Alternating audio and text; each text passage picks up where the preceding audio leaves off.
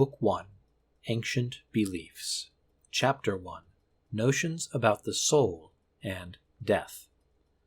Down to the latest times in the history of Greece and Rome, we find the common people clinging to thoughts and usages which certainly dated from the very distant past, and which enable us to discover what notions man entertained at first regarding his own nature, his soul, and the mystery of death. Go back far as we may in the history of the Indo-European race, of which the Greeks and Italians are branches, and we do not find that this race has ever thought that after this short life all was finished for man. The most ancient generations, long before there were philosophers, believed in a second existence after the present. They looked upon death not as a dissolution of our being, but simply as a change of life. But in what place and in what manner was this second existence passed? Did they believe that the immortal spirit, once escaped from a body, went to animate another? No. The doctrine of metempsychosis was never able to take root in the minds of the Greco-Italians, nor was it the most ancient belief of the Aryas of the East, since the hymns of the Vedas teach another doctrine. Did they believe that the spirit ascended towards the sky, towards the region of light? Not at all.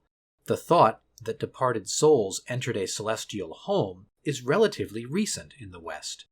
We find it expressed for the first time by the poet Phoclides. The celestial abode was never regarded as anything more than a recompense of a few great men, and of the benefactors of mankind. According to the oldest belief of the Italians and Greeks, the soul did not go into a foreign world to pass its second existence. It remained near men and continued to live underground. They even believed for a very long time that in this second existence the soul remained associated with the body. Born together, they were not separated by death and were buried together in the grave. Old as this belief is, authentic evidences of it still remain to us. These evidences are the rites of sepulture, which have long survived this primitive belief, but which certainly began with it, and which enable us to understand it. The rites of sepulture show clearly that when a body was buried, those ancient peoples believed that they buried something that was living. Virgil, who always describes religious ceremonies with so much care and precision, concludes the account of the funeral of Polydorus in these words: "We enclose the soul in the grave." The same expression is found in Ovid and in Pliny the Younger. This did not correspond to the ideas which these writers had of the soul, but from time immemorial it had been perpetuated in the language, attesting an ancient and common belief. It was a custom, at the close of a funeral ceremony, to call the soul of the deceased 3 times by the name he had borne. They wished that he might live happy under the ground. 3 times they said to him, "Fare thee well." They added, "May the earth rest lightly upon thee."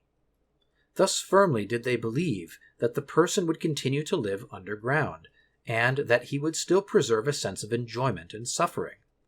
They wrote upon the tomb that the man rested there, an expression which survived this belief, and which has come down through so many centuries to our time. We still employ it, though surely no one today thinks that an immortal being rests in a tomb. But in those ancient days they believed so firmly that a man lived there that they never failed to bury with him the objects of which they supposed he had need: clothing, utensils, and arms. They poured wine upon his tomb to quench his thirst, and placed food there to satisfy his hunger. They slaughtered horses and slaves, with the idea that these beings, buried with the dead, would serve him in the tomb, as they had done during his life. After the taking of Troy, the Greeks are about to return to their country. Each takes with him his beautiful captive, but Achilles, who is under the earth, claims his captive also, and they give him Polyxena. A verse of Pindar has preserved to us a curious vestige of the thoughts of those ancient generations. Phrixus had been compelled to quit Greece and had fled as far as Colchis. He had died in that country, but, dead though he was, he wished to return to Greece. He appeared therefore to Peleus, and directed him to go to Colchis and bring away his soul. Doubtless this soul regretted the soil of its native country, and the tomb of its family, but being attached to its corporeal remains, it could not quit Colchis without them. From this primitive belief came the necessity of burial. In order that the soul might be confined to this subterranean abode, which was suited to its second life, it was necessary that the body to which it remained attached should be covered with earth. The soul that had no tomb had no dwelling place. It was a wandering spirit. In vain it sought the repose which it would naturally desire after the agitations and labor of this life. It must wander forever under the form of a larva or phantom, without ever stopping, without ever receiving the offerings of the food which it had need of. Unfortunately, it soon became a malevolent spirit. It tormented the living. It brought diseases upon them, ravaged their harvests, and frightened them by gloomy apparitions, to warn them to give sepulture to its body and to itself. From this came the belief in ghosts. All antiquity was persuaded that without burial the soul was miserable, and that by burial it became forever happy. It was not to display their grief that they performed the funeral ceremony. It was for the rest and happiness of the dead. We must remark, however, that to place the body in the ground was not enough. Certain traditional rites had also to be observed, and certain established formulas to be pronounced. We find in Plautus an account of a ghost. It was a soul that was compelled to wander because its body had been placed in the ground without due attention to the rites. Suetonius relates that when the body of Caligula was placed in the earth without a due observation of the funeral ceremonies, his soul was not at rest, and continued to appear to the living until it was determined to disinter the body and give it a burial according to the rules. These two examples show clearly what effects were attributed to the rites and formulas of the funeral ceremony.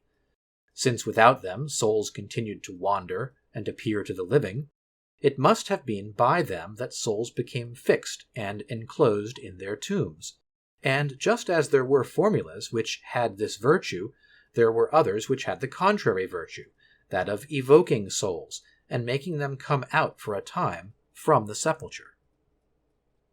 We can see in ancient writers how man was tormented by the fear that after his death the rites would not be observed for him. It was a source of constant inquietude. Men feared death less than the privation of burial, for rest and eternal happiness were at stake. We ought not to be too much surprised at seeing the Athenians put generals to death, who, after a naval victory, had neglected to bury the dead. These generals, disciples of philosophers, distinguished clearly between the soul and the body, and as they did not believe that the fate of the one was connected with the fate of the other, it appeared to them of very little consequence whether a body was decomposed in the earth or in the water. Therefore they did not brave the tempest for the vain formality of collecting and burying their dead. But the multitude, who, even at Athens, still clung to the ancient doctrines, accused these generals of impiety and had them put to death. By their victory they had saved Athens, but by their impiety they had lost thousands of souls. The relatives of the dead, thinking of the long suffering which these souls must bear, came to the tribunal clothed in mourning and asked for vengeance. In the ancient cities, the law condemned those guilty of great crimes to a terrible punishment, the privation of burial. In this manner they punished the soul itself, and inflicted upon it a punishment almost eternal. We must observe that there was among the ancients another opinion concerning the abode of the dead. They pictured to themselves a region, also subterranean, but infinitely more vast than the tomb, where all souls, far from their bodies, lived together, and where rewards and punishments were distributed according to the lives men had led in this world. But the rites of burial, such as we have described them, manifestly disagree with this belief.